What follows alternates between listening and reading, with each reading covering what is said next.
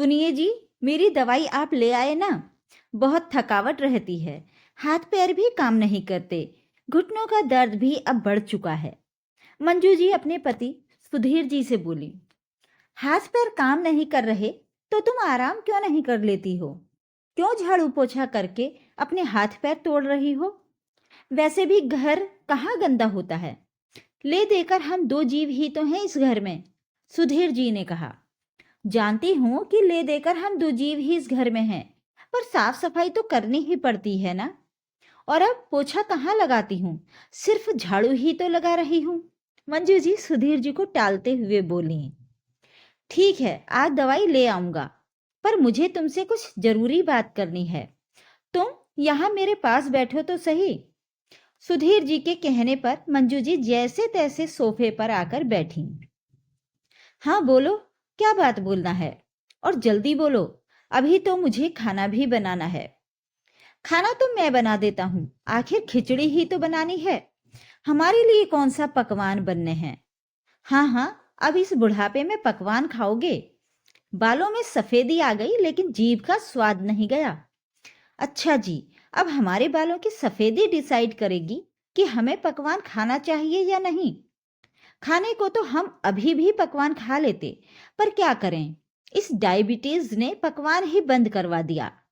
सुधीर जी हंसते हुए बोले, अच्छा चलो छोड़ो, बताओ क्या बात करनी है जिसके लिए तुमने काम छुड़वा कर मुझे यहाँ बिठा लिया?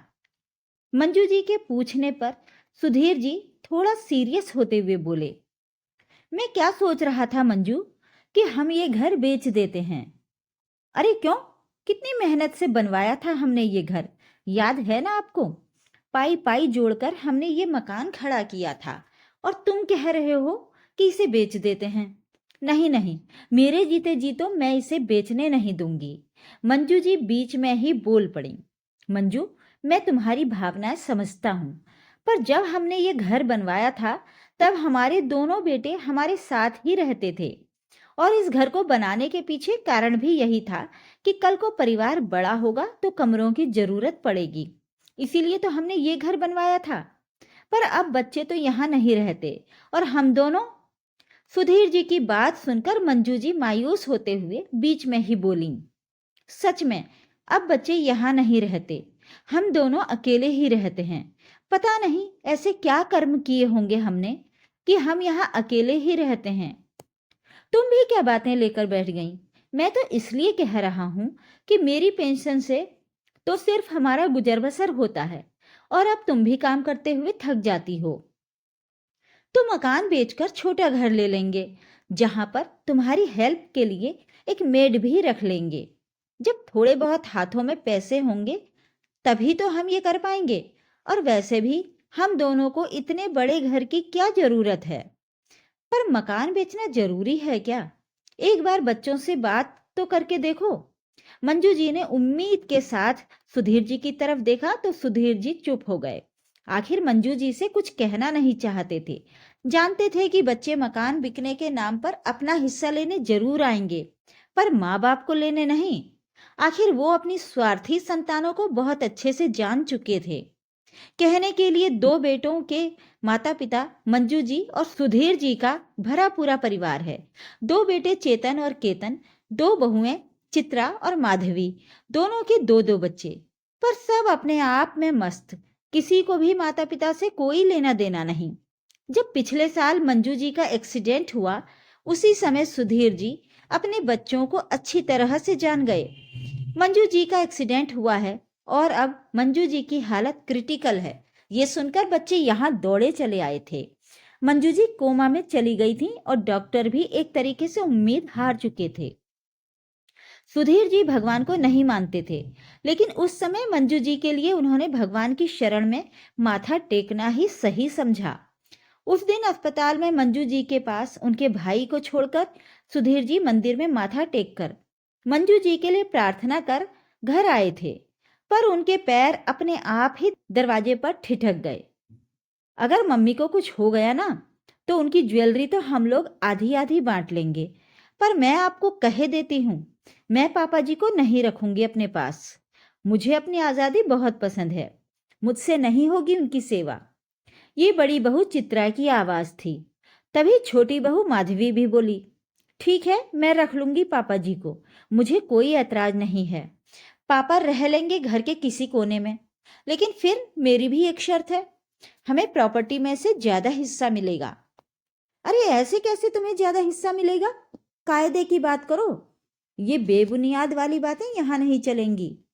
बड़ा बेटा चेतन बीच में ही बोल पड़ा, क्यों भैया, हक चाहिए जिम्मेदारी नहीं। कायदा तो ये भी कहता है कि पापा की सेवा और जिम्मेदारी आपको भी बराबर बांटनी पड़ेगी। आखिर आप भी तो बड़े बेटे हो। वो तो आप लेने को तैयार नहीं हो और बराबर की हिस्सेदारी चाहिए। चेतन भी क्या कम था, वो भी बोला। सुधीर जी को तो अपने कानों पर विश्वास ही नहीं हो रहा था। वो तो अपने बेटों को आज के जमाने के राम लक्ष्मण समझते थे, पर उन्हें क्या पता था कि ये बेटे राम लक्ष्मण कहलाने के लायक भी नहीं हैं। उन्हें तो लगा था कि एक्सीडेंट का नाम सुनकर ये लोग माँ की सेवा करने के लिए दौड़े चले आए हैं। ये तो बिल्कुल भी नहीं सोचा था कि वो लोग माँ के मरने के बाद ज्वेलरी बांटने के बाद भी कर रहे हैं, प्रॉपर्टी में अपनी हिस्सेदारी जता रहे हैं। बेटा, जिस रास्ते से तुम लोग आए हो उसी रास्ते चले जाओ। अपनी देखभाल मैं खुद कर सकता हूँ, और जब तक तुम्हारी मम्मी की सांस चल रही है तब तक मुझे पूरी आस है, मैं उसे बचाने की पूरी कोशिश करूंगा। अचानक सुधीर जी सामने आते हुए बोले। उन्हें अचानक सामने देखकर चारों की बोलती बंद हो गई। पापा, आप कब? चेतन कुछ बोलने को हुआ, लेकिन सुधीर जी ने हाथ जोड़कर उसे बाहर का रास्ता दिखा दिया। अभी इसी वक्त निकल जाओ मेरे घर से, मैं तुम लोगों की शक्ल भी नहीं देखना चाहता, और लौट के मत आना कभी भी। प्रॉपर्टी में हिस्सेदारी चाहिए ना तुम्हें, तो अपनी प्रॉपर्टी खुद कमाओ। मेरी कमाई में से तुम्हें एक फूटी कौड़ी नहीं मिलेगी। चाहे मेरे मरने के बाद किसी अनाथ आश्रम को दान देकर चला जाऊं, पर तुम्हें कुछ नहीं मिलेगा। सुधीर जी ने चारों को फटकार दिया। कुछ देर बाद सब लोग अपना बोरिया बिस्तर बांधकर वहां से रवाना हो गए। लेकिन ये सुधीर जी का विश्वास ही था कि मंजू जी बच गईं। तब से वो जब भी बच्चों से मिलने की जिद करती, सुधीर जी कोई ना कोई बहाना बना देते। जब कुछ महीने बाद वो पूरी तरह से ठीक हो गईं, तब सुधीर जी ने उन्हें सारा किस्सा कह सुनाया। सुनकर मंजू जी ने सिर्फ इतना ही कहा, बच्चे हैं, गलती कर देते हैं। अभी सुधीर जी सोच ही रहे थे कि मंजू जी ने कहा, क्या सोच रहे हो जी, बच्चे ही तो हैं, गलती कर देते हैं, पर हम तो बड़े हैं, हमें उन्हें उनकी गलती के लिए माफ कर देना चाहिए। कुछ गलतियों की माफी नहीं होती है मंजू, तुम समझती क्यों नहीं? पर अब ये घर सूना सूना लगता है, हम कब तक यूं ही अकेले रहेंगे? इसीलिए तो कह रहा हूं, इस घर को बेच देते हैं, इससे छोटा घर ले लेते हैं। विश्वास करो मुझ पर, अकेली नहीं रहोगी। सुधीर जी ने मंजू जी के हाथ पर हाथ रखते हुए कहा। आखिर मंजू जी ने भी अपनी मौन स्वीकृति दे दी। कुछ दिनों बाद सुधीर जी ने ये घर बेचकर एक अनाथ आश्रम के पास छोटा घर ले लिया। उन्होंने घर के कामकाज के लिए मेड रख ली। अब सुबह से शाम वो लोग अनाथ आश्रम में बच्चों को पढ़ाते, उनके साथ खेलते, अपना समय व्यतीत करने लगे और अब पहले से ज्यादा खुश रहने लगे। Please like, share and subscribe.